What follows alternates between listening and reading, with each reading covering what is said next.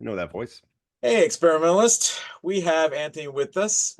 Thank you so much for doing this. It's an early morning for the both of us. We just had a show last night.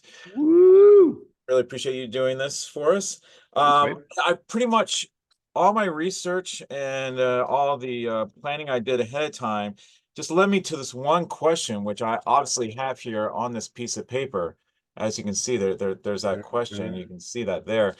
Um, and that question is, Anthony, why is it that you constantly want for us to question, is this puppetry? No. We're actually going to start with some of your history. So let me I was gonna say tell me let's about good easy how question. Let's go with that one. tell me about how you got started. Was it through theater? Was it through performance art? Was it through this mask work that you now teach at Georgia State? Where does it all start from? Uh, yeah, I was an actor for about 10, 15 years professionally.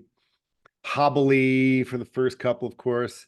Hobbly, totally new word. Yeah, so I come from acting. I was a musical theater guy in high school and stuff like that, and did a lot of that stuff. And I don't know that that that kept getting deeper. So as I kind of got into acting, you learn all this like heady stuff, Stanislavski, and all this like I don't know objectives and tactics and all these things that really put you in your head. And I was getting worse and worse as an actor. I was enjoying it less and less. And then I took this Commedia dell'arte course in Italy with Antonio Fava, and it was the first time I started to not focus on what goes in my head, but outside of my head and putting it in my body. And suddenly I found a way to kind of connect all this heady work and acting to actually doing something on stage. And it really lit a fire under me with the masks and the physical work. So from there, um, I studied at a sort of a Lecoq training school in London, run by Thomas Pratke, who kind of followed the Lecoq pedagogy of physical acting and mask work. And it was there that I really dove into the mask stuff. I remember in over our holiday break, he was just like, make a mask. Hmm. Oh, okay. And you had like 2 weeks to just make a mask. And I was like, I don't even know anything about this, or I just wear them. I don't. And for the first time, I was just like, oh, sculpting. Oh, I could put this stuff that's in my head into something physical that I then put on my body. And so I came home from that break with 6 masks, and I just love this whole process of creating this character. So from there, mask work has its own thing, but it always slides back and forth very easily with a lot of puppetry stuff. So people are always like, "Oh, you make masks? Why don't you make me a few puppets for my show?" And so, just from there, I think I just went much deeper into creating mask work with the body, devising physical theater, and just anything that kind of looped into this whole um, physical expression stuff. So I did that for many years, but it wasn't really until I came here to the Atlanta area and went to the museum and saw some shows, and then started doing the XPT projects, the experimental stuff, that I got to just be around puppeteers and really focus on the puppet skills. And then there and the Eugene O'Neill Center, and just a whole bunch of places that I've really had the good fortune of learning from some great people. Yeah, Was that I the can't let question? it I don't go. even know. I can't let it go by that you mentioned that you did musical theater. Do you actually have a Oh voice? Do yeah, you do some singing? I could sing. I'm not a singer. I'm a singer. I'm an actor who sings. I've Okay. done a lot of musical theater, so I kind of know the music and the genre, but I certainly am no triple threat or anything like that. I don't know. I would possibly consider you a But triple threat. but I've definitely worn my share of sailor suits on stage. So many images of me as a sailor. don't know why they make so many musicals about sailors. Sure. Do you think like especially with this current piece that you're doing, Yeah. Unfilter, on XPT, that maybe some of that musical theater training, because usually dance goes along with that, that's kind of helped with some of the movements that you've been working with and evolving as this process has gone forward. Um, I hadn't really thought of it. Yeah, there's some dancing on it, I guess. I do think of it more as just physical movement, just the actor movement, clown movement, um, kind of an extension of the mask from my face to my body, and then going along with the music. Yeah, I guess it's dancing, but I hadn't thought about that. That's interesting. Yeah. Sure. Um, Besides the classes you were taking in mask work and comedy, was there were you also getting out there and doing your own pieces, or was it mainly for class? Like, when did it start up that you start performing outside of an academic level? Well, I mean, I was a professional actor, and so that, I was doing the film work, the stage work, and stuff like that. I'm an equity actor, so I was really that, but I was really growing unsatisfied. I don't know, doing I don't know, material that sells tickets but isn't exactly satisfying. So as an actor, and then going through the Lecoq training, I think it really brought me around to devising pieces and writing pieces and kind of working with my own ideas and materials and getting my voice out into the world. Again, also I got my MFA from the University of Tennessee, and that also had a lot of elements of kind of creating your own theater, do your own pieces, do your own work, adapt your own stuff. And so I've just always been around this idea of creating stuff. And then once I got University of Georgia, I mean, it's a research one university. So they, for all the other faculty at the university, they're encouraged, they're given money to go do research in cancer and all this important stuff in the world. You, the theater department, yeah, go do your research too. And our research is creating shows. So I think once I became faculty, I kind of had more time and energy to actually devote to creating some solo work, taking around the fringe festivals, developing pieces, which I very often start at the Puppet Center with XPT and then develop into a fuller piece.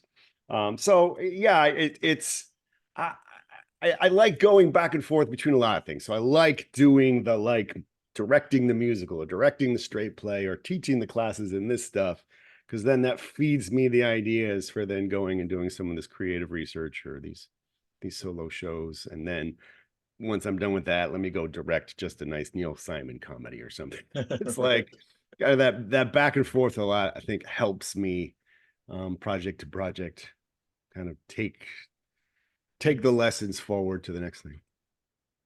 Now, this is your sixth year with XPT? It is. It is. Wow. I'm not sure if I, that's a record or not. It's got to be I close don't to know. it if it is. I was gonna say Tom Stanley and Aretta surely have me beat. Right.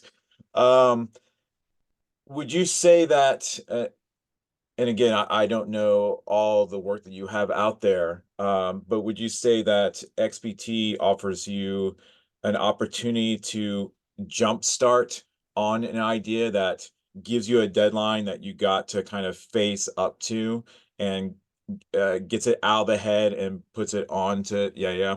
Yes, yes, yes, yes. You nailed it. I Okay. mean, that's exactly it. I again, as someone who devises a lot of work, one of the top three things, there are no rules for devising or creating pieces, except when you look at all the people who do it, there are a couple guidelines. And number one is there are deadlines. Yeah. There are deadlines. There are opportunities to put your work in front of someone who will hold you accountable and give you feedback for progress and if your ideas are actually landing. And XPT has done exactly that. They give me the deadline. They give me folks like you who are so generous to kind of give feedback and without ego, just say, what's this? What's that? How about this? How about that? And so as far as the developmental um, community, the center has been great. And these opportunities have really just allowed me to escape the department in Athens and get into Atlanta community for a little bit. But also just come in contact with a lot of people and opportunities to, like you said, put your ideas out there, get them out of here and out into the world, and then finally be able to say, yeah, that works, or boy, that doesn't work at all. Okay, Yeah. I'm glad I got to try that instead of just sitting on them for years and years. I mean, like this piece, this idea of projecting on the body has just been sitting in my head for a number of years. I mean, the pandemic kind of interrupted some of that thought, but you know, I don't know. In my head, it's interesting to explore, but I didn't know what to do with it. So to have an opportunity like this, to work with you, to work with Francis in the center, to just try it, to put it out there, and be supported, to follow the ideas through. It's again, it's wonderful to kind of finally start sculpting the ideas out here instead of just bouncing them around. So yeah, XPT is amazing. Did the germ of the idea kind of start around the time that you were working on what was it called? Slender Man? Um, The only reason I asked that is because you were using those tiny projectors for that show as well. I was wondering if maybe well, that those are the cameras, but some of the software and techniques of it, I was interested in because I remember at some point I want the small cameras weren't a thing way back in Slenderman days, 6, 7 years ago. It really was just, well, 8 or 9 years ago, whenever Slenderman was. Um, it really was just in the last 6 or 7 years that they have these little battery wireless ones that you don't have to tether to a computer. And so just to have that idea of an object you can manipulate and project, yeah, it definitely, some of the ideas germinated in Slender Man. I think right after Slender Man is I think I even told you that I had started working on the projection maps and projection mapping and projection masks. And I'd gotten a grant to kind of study that from the university, and I had studied it and was starting to put those ideas into projection masks. And my idea was actually to put the camera or the projector inside the mask so that I can then change it to whatever I need that mask to be. And I'd started building some stuff like that. And I remember there was an XPT that came up, and I had just gotten the grant. And my idea was actually to propose doing these projection masks in some sort for XPT, but then it conflicted with um, some of the stuff I was now committed to doing through the university.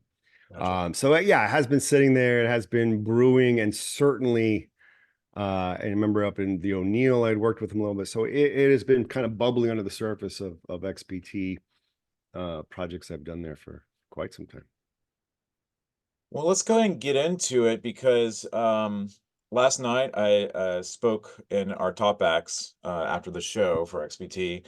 I mentioned the fact, that horrible term that all artists are grappling with, which is AI. Yeah. And you are using a bit of that in creating your mask and the voices that you use within the performance of Unfilter. Um, yeah, where do you stand on that in the sense Oh, of is it really the end of artist, or is it a great tool? Is it like most things with electronics and technology that um, you know on both sides, the for and against, um, it muffles out everything that could be beneficial in the center. I mean, that's a great way to think about it. Yes. I think my approach to it has been, in the approach I encourage my students is, it's a tool. It's not going away. Learn to use it. And so, yeah, there's this element, like you said, on the fringes of, it can do a lot of really kind of scary things. It can eliminate a lot of parts of our lives Yeah. in that are bad or good. Uh, but let's not, you know, don't avoid it. Learn how to start figuring out what it could be. And for me, it has really impacted a lot of my work in a lot of ways. I'm always a very frustrated, it takes me a long time to write things, it takes me a long time to articulate thoughts. And just to have this kind of thing, I can bounce things off of him. What if I said it like this? Or here's the ideas of, and to have this, what ended up being for development of the show Unfiltered, this essentially a collaborator, which was on every level, whether it was the script, the video, the images, the sound. I used AI in every aspect, even just um scheduling my time, even like, okay, here are all the things I need to do for the show. So there are so many ways it has impacted and helped me move ideas forward, that yes, for me it has become this really, really wonderful tool. Yeah.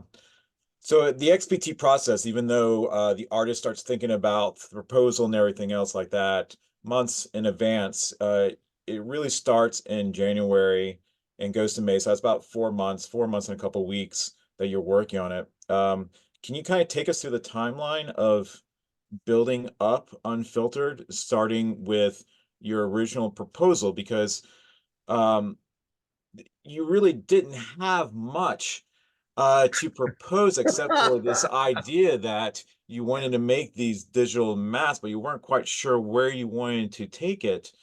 And quite honestly, if it wasn't for the relationship that we have with you at XPT and know the Yeah. fantastic work that you do, it might have been a thing where we've been like, well, it's an interesting idea, Yeah. but you don't really have anything to back it up or anything like that. So, keep on thinking about it. Maybe just be a volunteer this year, or what we Right, term as right, the right. individual.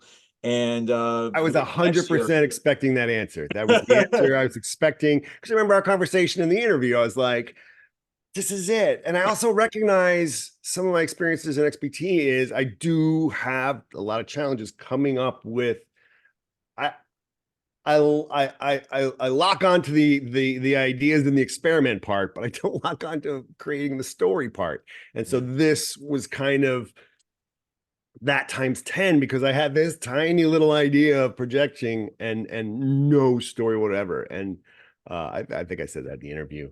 Um, but then you gave me the little seed of, oh, I could picture you kind of coming out, and it's, it's got the selfie stick, and you're kind of a social media guy. And I'm like, yeah.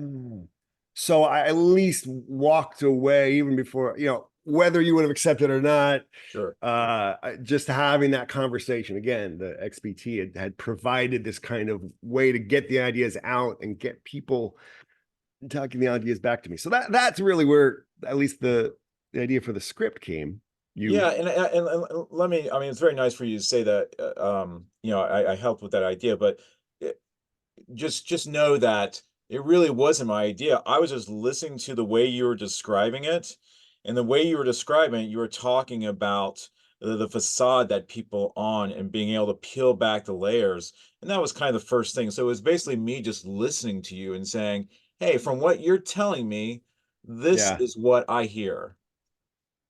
Well, that's great. Again, yeah. I mean, I, I, I don't know why I didn't put that together, but it's again, I'm locked in all these thoughts, and to have the opportunity to spit them out, so somebody can say, you're saying these things, or I see this bigger picture of what you're putting out there, and it feels like this. You're like, well, duh, Yeah, yeah. yeah, Um, and again, I really, what I end up feeling a lot of times is, although I solve some stories in XBT, I feel like a lot of times I end up creating kind of the Las Vegas review of the story, where it's like, here are all the highlights I would do if this were a 2 hour piece, yeah. instead of give me something that is crafted for 10 minutes. And I'm not sure I quite got that this time, because I do see kind of it being somewhere else. But it meant that I really spent that first month and a half writing and rewriting and going through AI and say, give me a whole bunch of influencer cliches and tropes and more. What about? And so I spent a lot more time kind of developing the idea of creating a 10-minute piece, as opposed to presenting my idea in a loosely um, sewn together story. You Yeah, know, I mean, there's this performative aspect to the whole project of XPT that you have to eventually kind of bow down to. Like, we're going to put this in front of an audience. We yeah, want the audience to appreciate the work that we've put into it yeah, and possibly be, lack of a better word, entertained. I mean, that's kind of why we're here. right. So when Yeah, would you and say, I remember just last week, I think it was during tech, you're like, the audience is you're giving them a lot. We need to organize some of that into digestible bites for something along those lines of okay, here are all the ideas. Let's bring it in. Let's bring it on home and land it. And you're right. Putting it into a framework that's entertaining obviously is helpful, but also has the typical things of are there characters you care about, or is there a progression of sorts, et cetera, et cetera. yeah, I mean, even going up to the first performance, I was still not quite sure if because it's for the people who have not seen it, it's a lot of back and forth with different body parts. So there's a lot of information, a lot of different characters kind of pick up from and keep up with. Yeah. And from the get-go, audience has seemed to be able to be right on top of it and absolutely love what has been happening with it. That's good to hear. Yeah, I haven't got. I've spoken to a few colleagues that have been in the audience, but I'm really interested in, really asking some of those questions. Are you getting this? What are Yeah, you getting from that character? What is even happening in your mind about it? yeah. So again, have this opportunity to throw it out there and have the audience's feedback is nice.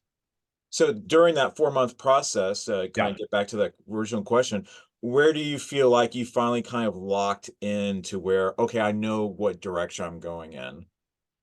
Well, I think the social media framework was nice. Again, part of my goal is I want to show what's underneath. So show x-rays of my body or my body parts talking about what's really going on. So, part of me is I need some body parts I can project. What kind of, well, not a kneecap, that's dumb, not an ankle. So I'm looking for like body parts that are playable, but also body parts that maybe carry some meaning. And then having this kind of framework of the social influence gave me ways to um, create a unified character. So, having the heart be all about the love guru and what's really going on, or the head, or the even the gamer crotch, who's just all about hyper masculinity and the masks we wear where we're like all about dudes, bro. And so, kind of the clicking moment for me is finding both sides of that social mask, that social influencer, the uh dude bro crotch who's all like bulgy and talking about guy stuff, and the other side of that where the guy's living in his basement and he really just wants to like meet people like this Yeah. this whole kind of two sides. So I think for me that one big clicking moments was finding each of those characters counter egos and how they played together, and how I connected to them in a lot of ways. So I assume the building up the characters or making these mask of characters probably came first before the script, or was it the opposite direction? How to do both, because I had deadlines to show you things, so Yeah. I had to have something to show. But so I knew, okay, I need a heart. I didn't exactly know what the heart looked like. I didn't know, do I want 3D? Do I want an actual heart? What are the faces? So part of it was let me just start by getting a heart. So some of it was let me get some images to put on my body and see what they look like, see how they play. And then part of it was waiting for some of the script to be written so I kind of knew what their personalities were. So turns out I need the heart to be a little bit goofy, or so kind of hand in hand, although a lot of the script had to come first before I could put some of those details in, right? So again, knowing that the gamer bro was the crotch allowed me to, kind of hyper masculine or add the boxers as the cast. So it was stuff like that, or figuring out the butt character and Yeah. oh, he's that political person who says the right things and da da da da. or he's the crass a-hole who says what's on his mind. So yes, part of it was I want to play with these images, and then the other part came when figured out the personalities of the actors, the characters. Yeah. So politics seems to come in play for a lot of your pieces. Ah, But I'm a not all of junkie. them. Not all, but a lot. They do, Uh, yeah. would you consider yourself a political person, or are these kind of just politics of, just being a human in the world and taking in the environment and trying to understand what is happening in your environment? You know, in the past, I don't know, 8 years, I've really kind of become a political junkie. And in a lot of ways, America has kind of produced that. But I think for me, it's more. I think the first political piece I did was the Animal Farm, and it was right after the 2016 election. Yeah. So for me, it's more of here are the ideas I want to do. I need a story. Here's what seems to be on everyone's mind, or at least what's on my mind at this moment, and seems to be able to reach an audience. So I'm always looking for, I always start from these very personal places for these characters or these ideas, but I'm always kind of looking for a way to make it more universal, I guess. And so I do that by saying, what's going on right now for most people in my audience. And at least I think a lot of the stuff around these elections and political stuff seems to be very present in our kind of audience's minds. So I tend to go there. Sure. I mean, it doesn't seem to delve into left versus right kind of mindset. To me, yours is definitely much more on the personal level because, quite frankly, politics is in all parts of our lives. Um, uh, I think so. Yeah. what runs our government, in the way that we maneuver in our workplaces, and in the way that social media, whether or not you like someone or unfriend someone, if anyone actually even does that anymore, I'm not even sure. But I remember that was a big Yeah. controversy back in the day with Facebook Right. of whether or not you get unfriended from somebody. It's just everywhere. Right. Well, and that I mean, the politics I think are just the background, the framework to deliver a lot of those ideas. But yeah, again, I think I'm basically working with the um I forget the word allegory, the allegory of, yeah, social media people do this, political people do this, but we're all putting on these masks in some way. Like I'm putting on something so that I can appear like a good left liberal, or that I can appear like a person who lives in Georgia and who should be politically this way, or even just, I'm putting on my professor mask, or I'm putting on my father mask to my kids. And, all of that just brings out the vocabulary, the gestures, the physical work, the attitudes, the emotional content that I'm trying to shape for the public. So Yeah. these masks kind of puppet me. Ooh, there's the puppeting. Yeah. Right. Yeah, I mean, that's what's so interesting about Unfiltered for me is that it's so much about what's happening now and that uncertainty what the future is going to bring, and kids who are, and I believe you do have at least a child, if not two kids, Two. correct? Two. Yeah. Um, how they're growing up. Looks like we got 10 minutes left. Make sure I get through this question here. Um, where am I going with this? Oh yes, in the future generations on, it seems like um they're constantly putting on masks, which has got to be interesting for you, someone who teaches class and an academic level. There's this idea that uh, kids as young as 5 or 6 have YouTube channels where I would profess that they are putting on a mask or Yeah. something they've seen someone else do. So they think, oh, if I need to have a YouTube channel, I need to Right. present myself this way. That's exactly a lot of the questions of the piece, right? I think Yeah. I teach a course in mask to freshmen, And it's just kind of a general overview course of mask work, but a lot of it is kind of keeps connecting constantly to this idea of these social masks. We call them karas from a Kurt Vonnegut word, but it's this idea of I see I see other influencers, or I see people get likes, or I see people get jobs, or I see teachers give me better grades, or I get more friends at frat parties when I behave like this, when I talk like this, when I put out these signals, these vibes, these vocabulary, these ideas. And so I like to be liked. I like likes and thumbs up, even in real life.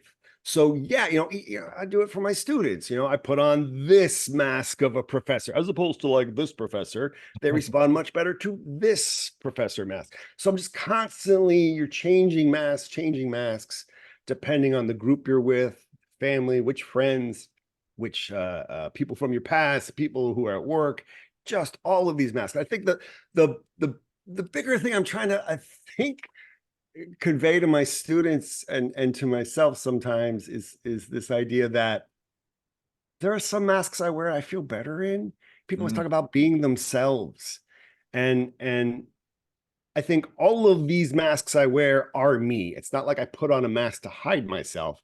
I put on a mask to bring out parts of myself. All of that is already in me. The bad me, the good father, the bad father, all of those masks I wear are already in there. I'm not becoming something else. These are just parts of me that I bring out depending on the mask.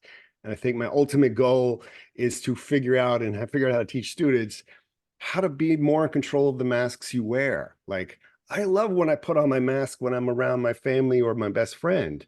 I love that mask. I love who I am. I love what it brings out on me.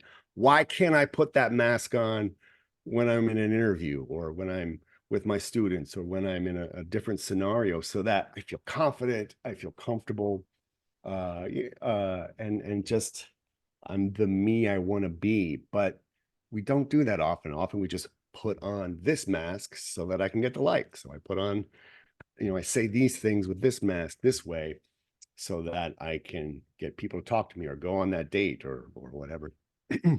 That's a yeah. big tirade, sorry. No, no, no, it's great.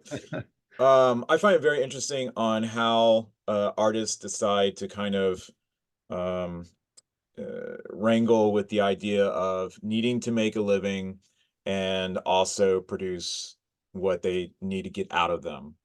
Um, I was Mm, definitely one of those people that decided that I'm going to take the more practical route. I'm always going to have a job that pays the bills, and then I will have this thing that most people will just call a hobby on the side, and I'll be able to do that in the evenings. And that's the route I yeah, took. yeah. Um, you, and a lot of other artists I know have decided to go on the academic route. How did that start? Did you always know that that's the direction you were going to go, or did something change for you? No, I always knew I was pointing, like, I felt like everything I was doing was training so that I could be here, uh, doing academics. I love, obviously, the schedule is awesome. You get your summers to be with family, to do your research, your creative stuff. But also you're getting to do your thing. Like, I think a lot of time as an actor, as a director, as a stage combat, I'm always waiting for someone to hire me. I'm always waiting to get the chance to dig into something and go more. And I think the benefit of being in academics is that's actually, I think it's 49% of my job is to keep current and keep doing stuff in my career. Mm, So I get to teach and I get to do all the artistic stuff and work with the students and get all that energy and amazing ideas from them and grad students, just really get to dive into my work that way. But then I also am supported very well in continuing my craft, getting better, taking courses, learning things, touring shows and keeping up. So, uh, and I can actually, afford a family, which is nice as an artist.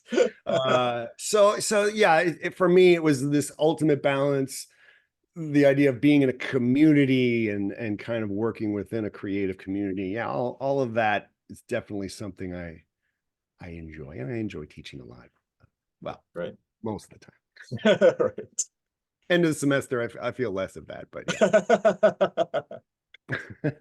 yeah. Last question, and that is, where does Unfilter go next? Or do you have a plan for Unfilter part two? So it's a great bit because you know, I'd say the last 2 years, I'm kind of feeling the itch for another solo show to tour, and the kind of big theme I want to play with this time is this idea of lies and the liars and the mendacity that we put out there. And this piece kind of slipped in there as, you know, when I put on these masks to social, am I lying or am I being myself? Is it truthful? These influencers that are out there, you know, are they really into this stuff, or are they just sponsored, right? So yes, I'm definitely looking to play more with projections, but also kind of expand into a fuller show. Uh, and my shows tend to be vignettes, so there'll be this 10-minute vignette or 15 minutes, and then there'll be like 4 or 5 other little segments sewn together, probably with a lot more clown work. So yeah, and so I want to develop that, you know, get some feedback, hopefully getting a lot more collaborators to work some music, work some ideas, fine tune a lot. Yeah, yeah. Yeah, that would be my plan.